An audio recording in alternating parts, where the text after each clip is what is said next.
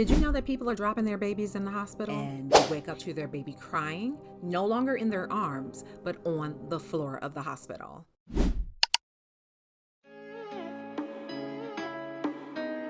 Hey girl, hey, it's your birth bestie, Nurse Rini, and I am here in the Birthcraft Lounge to give you the information that you need so that you can have a well-informed, empowered, successful birth experience. As expected, most women will not want to talk about how they dropped their baby while they were in the hospital. It usually riddles mommies with shame and guilt, and it's not the happy story that everyone expects to hear about, right? But I'm here to tell you it does happen. So let's talk about 3 ways that you can prevent yourself from dropping your baby while in the hospital, because yes, it does happen. So you've had a long labor. You have been in labor for 3 days, then you went on to have your vaginal delivery after pushing for hours. Or you've been in labor for 2 days and then you end up having a C-section. Either way, you're exhausted, and being exhausted doesn't alleviate you of your parental duties, right? You now have this new person that you're responsible for. What does that mean? That means changing their diaper every few hours. That means feeding them every few hours. That means soothing them, holding them, doing the skin to skin and all of the things. And you are exhausted. Not to mention, you're probably on pain meds, right? Especially if you had a C-section or you had any kind of perineal or vaginal tearing from birth. What usually happens, moms are in the middle of feeding and they fall asleep without realizing it, and they wake up to their baby crying, no longer in their arms, but on the floor of the hospital. Or your partner has stepped out of the room, your support person is gone, and you are a fresh C-section and you are reaching for your baby in the crib, but it hurts to get out of bed, or maybe you haven't even been cleared to get out of bed. And in the midst of reaching for your baby, you drop the baby, right? These things do happen, my friend. So here are the brief 3 tips I'm going to give you so that this doesn't happen to you. We do not want this to be your story if we can avoid it. It's very simple, but I want you to ask for help. Your medical team also does not want you to drop your baby for the reasons I mentioned. We don't want the baby to be injured, much like you. We don't want the baby to be injured, but we also don't want you to feel bad. We don't want to separate you from your baby in the event that they have to go for observation in the NICU or the nursery. So ask for help. Use your call bell and call out to the nurse and say, hey, I need someone to help hand me my baby.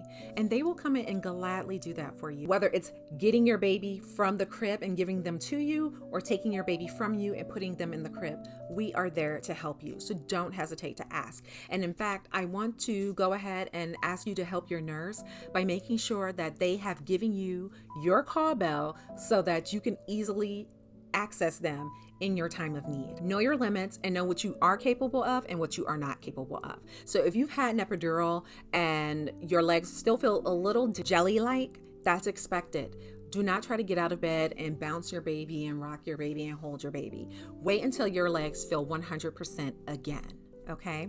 Also, keep in mind of what's happening around you. You may have an IV line, you may have a Foley catheter, and you have these lines that you could get caught up in, and next thing you know, you're tripping, you're stumbling, and you're doing this with your baby in your arms, and you drop the baby. Or you fall yourself, which is also very bad. We don't want you to get hurt either. And if you've just had surgery, we expect that you may be very sore.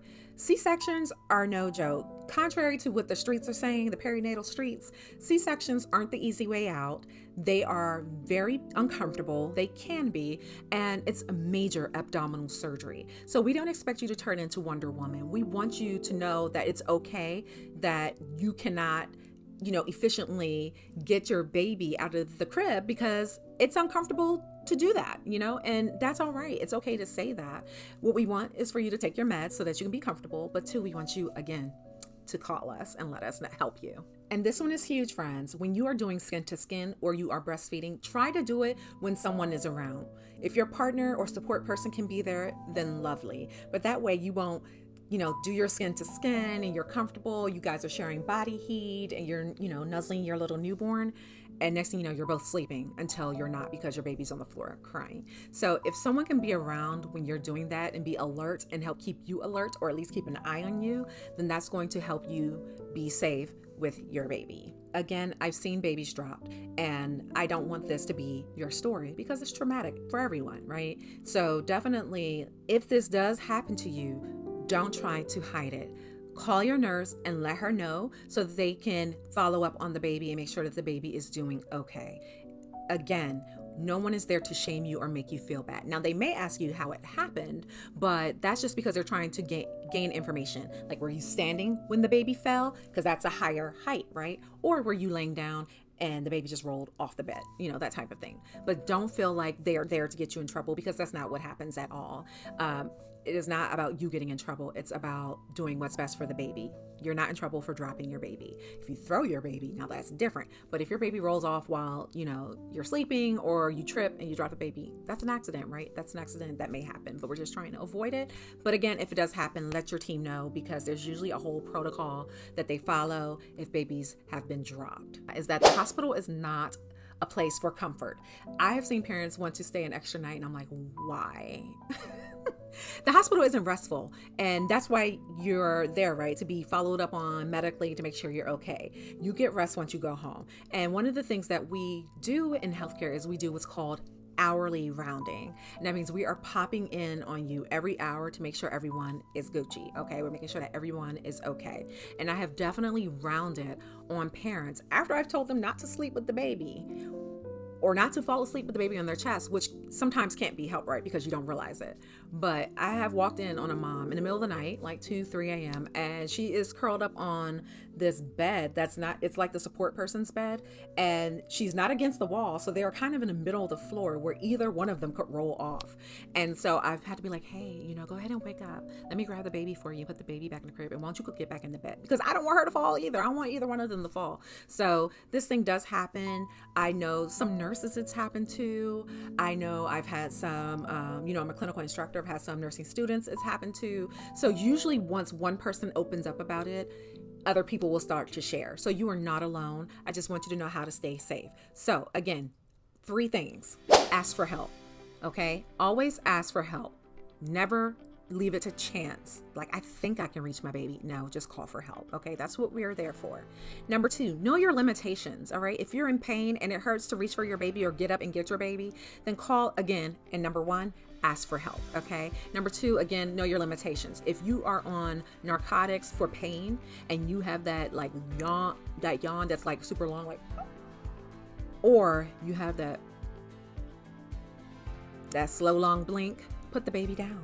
Just put the baby down. You guys know what that feeling is that I'm talking about. And number 3, be safe in your positioning. Okay. You want to make sure that you are not purposely sleeping with your baby. And you want to make sure that hopefully someone can be around you if you are feeding or holding the baby, so that you guys can lock in and make sure that you're being safe. All right. So if this was helpful to you, then let me know. All right. Make sure you like, comment, share, and follow.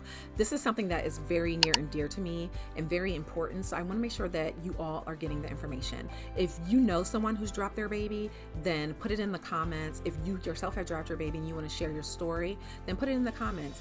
We can all learn from each other. All right. Until next time, watch the next video on the screen, and I will see you in the next one. Bye. Now where do we go from here? Tell me